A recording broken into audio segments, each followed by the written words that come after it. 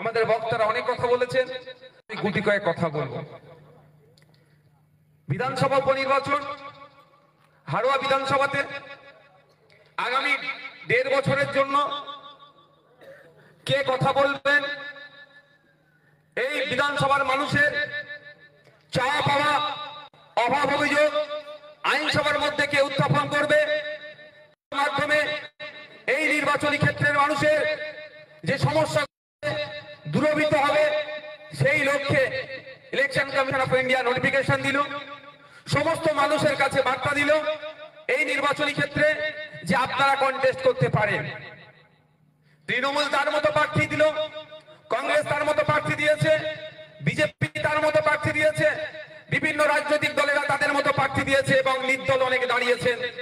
সবাই মনে করছেন যে আমরাই জয়ী হয়ে যাব, আমি গিয়ে মানুষের কথা বলবো। আমরা সিপিএম তথা লেফট ওয়ান এবং আইএসএফ মিলে আলোচনার ভিত্তিতে আমাদের আইনজীবী পিয়ারুল ইসলামকে আপনাদের সম্মুখে রেখেছি। আমরা রেখে আপনাদের কাছে আবেদন করছি, যদি আপনারা 13 তারিখে ইভিএম মেশিনের 5 নম্বরে বোতাম টিপে পিয়ারুল ইসলামকে জিতিয়ে আইনসভার মধ্যে পাঠান, পিয়ারুল ইসলাম সাহেব আইনসভার মধ্যে গিয়ে মানুষের অভাব অভিযোগ, চাওয়া পাওয়া যে সমস্যাগুলো আছে সেইগুলো উত্থাপন করবে। আপনারা বলতে পারেন যে ভাইজান বা বিধায়ক সাহেব তাহলে বিগত এমএলএ কি করেছিল?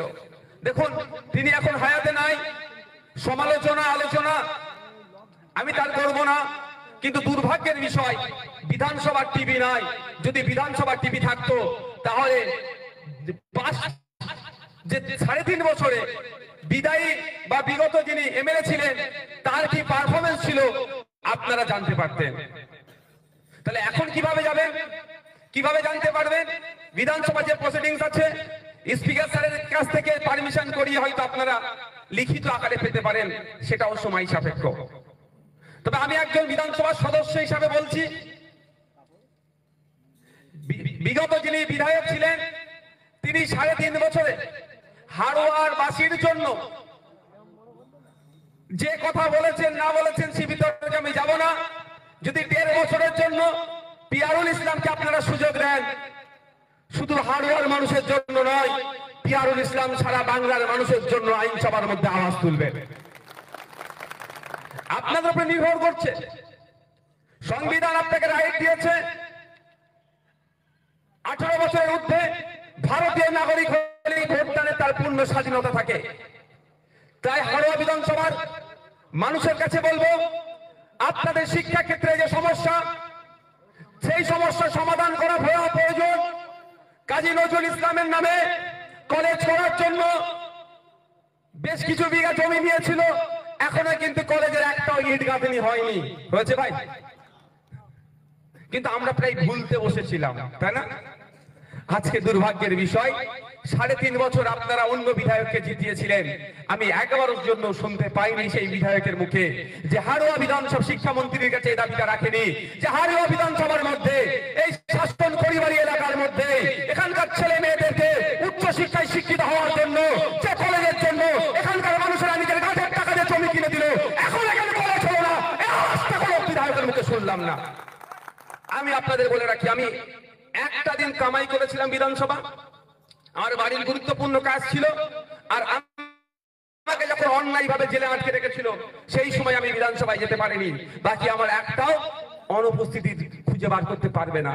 যতদিন আমি বিধানসভায় গিয়েছি একবারের জন্য এটা শুনলাম না। তাই আপনাদের বলবো, ভোটারদের উদ্দেশ্যে বলছি, আপনারা যদি চান আপনাদের এখানে কলেজটা প্রয়োজন আছে, এই কলেজের জন্য আওয়াজ ওঠা দরকার।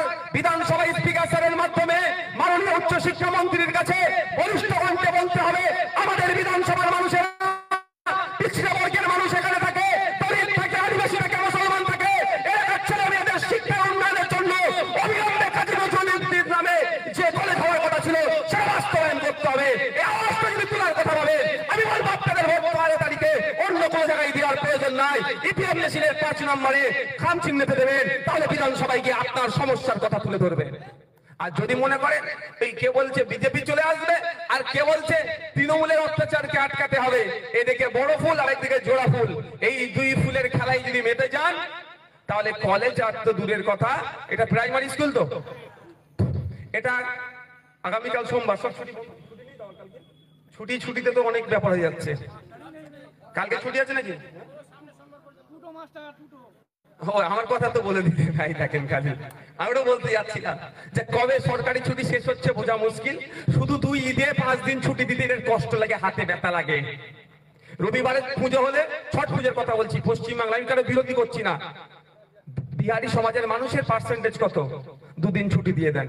রবিবারে পুজো হলে ছট পুজো, সোমবারে ছুটি দেয়, ওর আমার বিরোধী নয়। কিন্তু দুর্ভাগ্যের বিষয় পশ্চিম বাংলায় প্রায় 30% মুসলমান থাকার পরেও 2টো ঈদে 5 দিন ছুটি হলো না। রবিবারে ঈদ হলে সোমবারে কর্মক্ষেত্রে চলে যেতে হয়।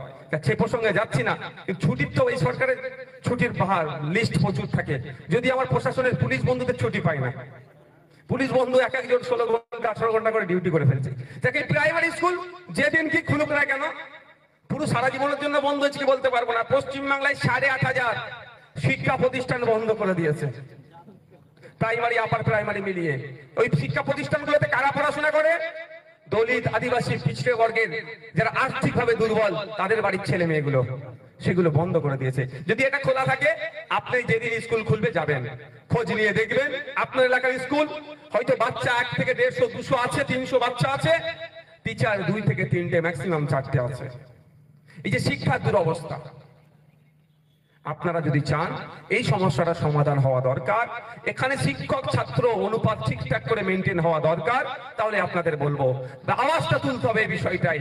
যেখানে দুর্নীতি হচ্ছে, এখানে শিক্ষার নামে কুশিক্ষা দেওয়া হচ্ছে, এখানে শিক্ষার নামে আপনার নাম কাস্তে প্রেজেন্ট হচ্ছে, শুধু মিড ডে মিল খাওয়ানো হচ্ছে।